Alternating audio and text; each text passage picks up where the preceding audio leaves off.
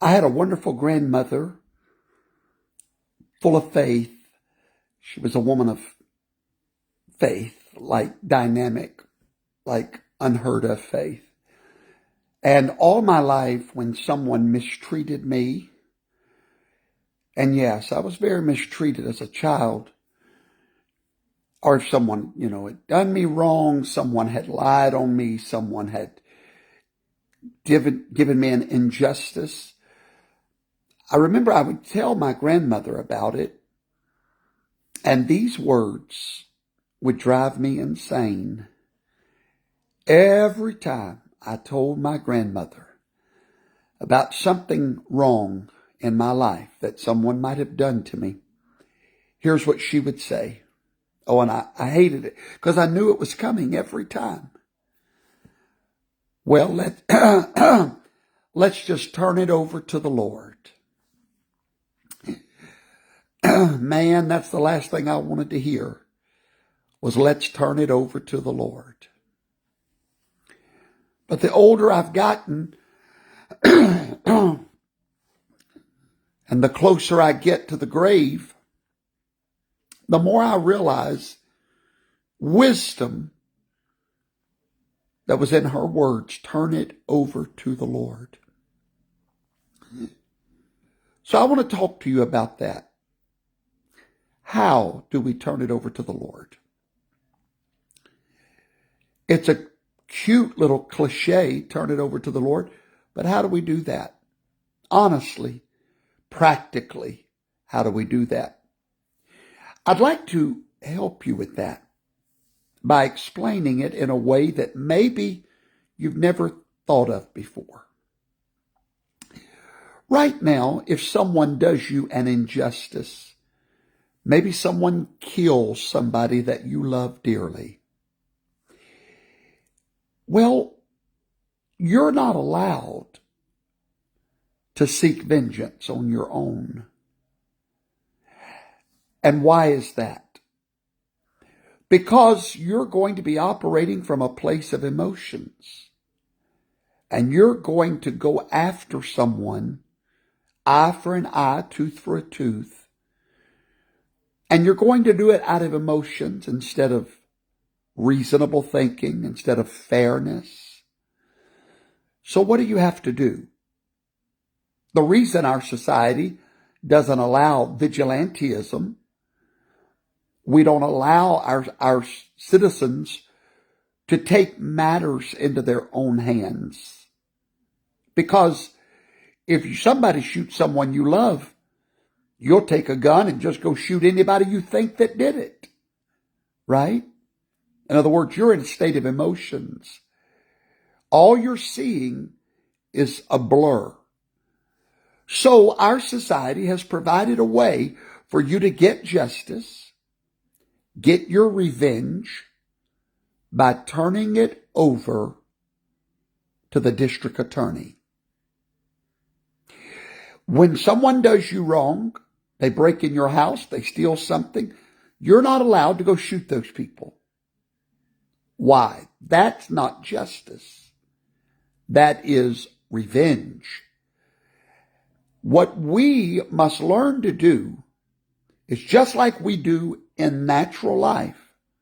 We go down to the district attorney's office and we turn it over to the district attorney. We unburden ourselves of the necessity to seek revenge. And we literally allow the district attorney to become our attorney. We trust that they're going to bring justice without emotions. They're just going to look for the facts, and we trust them. We come and unburden our soul to them. We tell them our story, what was done to us, and we leave it there. We don't leave the district attorney's office and ride up and down the roads trying to find the killer, trying to find the person that broke in our house.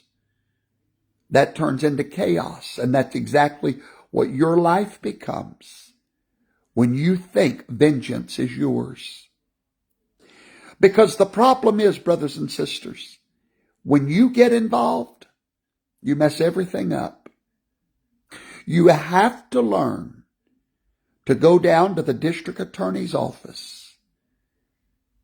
Yahweh. You have to go down to the altar.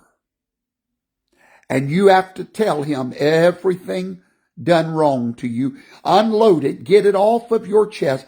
Get it out of your mind. And then, as the old gospel song says, leave it there. If you pick it back up, if you take it back home with you, if you hold it in your heart, it will drive you insane. Many of you need to go to a place called moveon.org. You need to move on, because if you truly trust the Lord, and that is the foundation of it all. Now, you can't turn it over to the Lord if you don't believe in the Lord. The fundamental is faith. You have to believe that God is a God of justice. You have to believe that your heavenly Father knows every hair on your head. The Bible said he's got them numbered. For some of you, that's a lot easier than me. You have to trust that. You have to know that your Father in heaven sees every sparrow that falls. Now, if you don't believe that, you're going to have to get on Valiums. You're going to have to get on antidepressants. You're going to be so angry all the time at what everybody's getting away with, what they've done to you. You're going to literally be a bitter old hag all the days of your life. You're going to be mad at the world. Why? All the injustices of this world. Things that people have done to you, and they've gotten by with it. The problem is, you didn't leave it at the district attorney's office. Your relationship with Yahweh is built on something called trust. Not just you learning to trust him, but him trusting you, that you're going to leave it in his care. Now, that is not easy for humans to do. But you have a district attorney that sees everything. You have a district attorney that nothing is hidden from him whatsoever. You have a district attorney that knows the end from the beginning. He knows everything they've done to you. And you, my friend, have to leave it there. If you pick it back up, it's yours. You will have to bring and balance the scales. You will be responsible for making this wrong right. And my friend, that's going to turn into a mess for everybody. But if you will trust in the sovereignty of God, if you will leave it there, if you will place it into his care, tell him, Heavenly Father, Yahweh, I commit into your care. I hire you to be my attorney, to fight my cause, to send your angelic warriors to do what they do best. Because, Father, if I handle this, I'm going to destroy everything I love, everything I've built. I cannot do it. I'm leaving it at the altar. Either you do it, Father, or it does not get done. If you believe in that kind of God, how could you not leave it there? Leave it there and think not again about it. Let it go. People's done you wrong. Let it go. Otherwise, you'll become so bitter. You'll become a recluse. You'll become antisocial. You'll want nothing to do with humanity. You'll become one of them bitter old cat ladies that you see in the movies. And I ain't got nothing against you cat ladies now. I love cat ladies. But you know what I'm talking about. You'll basically become a witch. Oh, yes. If you do not learn to leave it at the altar, you will become a witch. Now, what do I mean by that? Very simple. Do you know what witchcraft is? Do you know what witchcraft is? Primarily, it's rebellion. But let me break it down for you. In witchcraft, the concept of letting God handle it is foreign. That idea to them is asinine.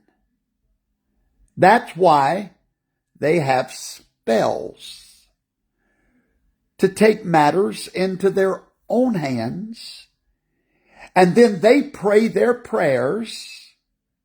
That's what a spell is. It's a prayer to their goddesses and their gods. A spell is a prayer. And the purpose of the spell is to do what? To take control of a situation. Someone's done you wrong, we cast a spell. Well, in Christianity, we call that prayer. They're no different. It's witchcraft prayers where you're not truly giving it to the Lord, to His best knowledge, His best wisdom, to work it out how He wants to work it out. No, you tell Him how to work it out. That's a witchcraft prayer. Witchcraft is to change circumstances, whereas prayer is to change me. To seek not my own. To be willing to take the wrong. To be willing to suffer for the cause of Christ. Oh, but I go to some of these churches and I hear them pray. They're praying, God's going to stop my enemies, and God's fixing to strike down, and God's going to do this. Quit telling God what to do. You have not left it with Him if you're still telling Him how to do it. Let it go. Truly, it's that simple. Let it go. Father, I trust you today that let me tell you what true faith is before I leave you today. Very few people know what true faith is. And very few people have true faith. What is true faith? The ability to trust that when Yahweh is finished working it out, He will do it in a way that is best for everyone involved, not just you. That's true faith. You may not have it, but if you don't, the Bible said you can ask the Heavenly Father right now for the gift of faith, just like you can ask Him for the gift of tongues, the gift of wisdom, that you can ask your Father for the gift of faith. And the Bible said if you ask Him for a stone, for bread, He won't give you stone. Do you need more faith today? Stop what you're doing. Ask Yahweh, your Heavenly Father, to grant you the gift of faith, to believe that He loves you, that He truly cares for you. Have a wonderful day.